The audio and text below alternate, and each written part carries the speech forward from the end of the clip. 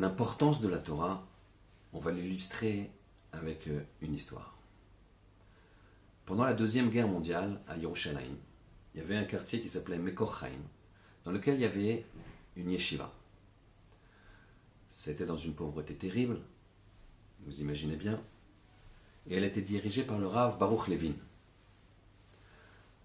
À quelques mètres de la yeshiva se trouvait un sanatorium qui traversait une grave crise financière. Et les gens qui étaient là-bas étaient atteints de maladies contagieuses et les moyens de protection n'arrivaient plus à cause de la guerre.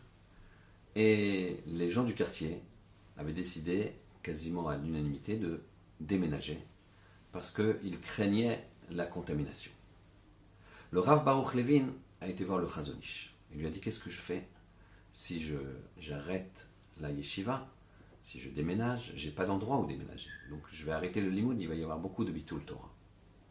Le Chazon Ish lui a dit, à l'instar de Rabbi Yehoshua ben Levi, on voit dans la Gemara que Rabbi Yehoshua ben Levi s'approchait de gens extrêmement contagieux, mortellement contagieux, et il s'approchait quand même d'eux, et il leur enseignait la Torah. Il s'entourait d'eux, de la même façon que la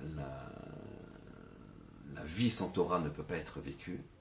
À ce moment-là, il leur a dit, si déjà ils sont atteints d'une maladie mortelle, et ils n'ont pas de Torah, alors ça ne sert plus à rien, même le Olam Haba, il s'est perdu.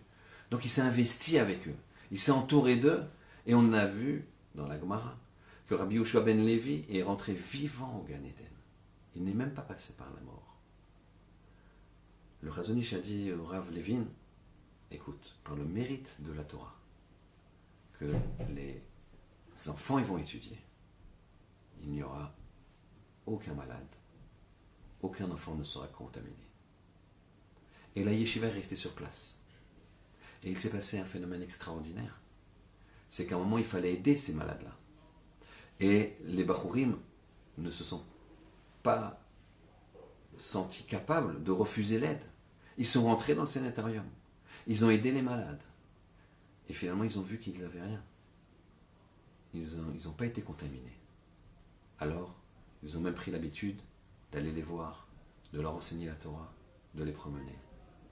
Un exemple extraordinaire, à l'instar de cette paracha Bechukotai. In Bechukotai Telechu, si vous vous investissez dans la Torah et vous faites les mitzvot, à ce moment-là, le mal, l'épée, la mort, elle n'a pas d'attache. Elle ne peut pas s'accrocher.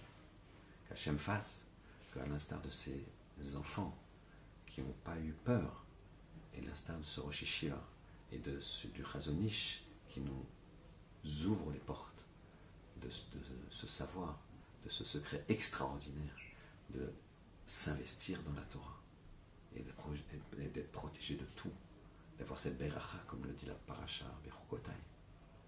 Alors qu'on puisse tout simplement suivre leurs pas et progresser dans la Torah et la Kedusha. Shabbat Shalom.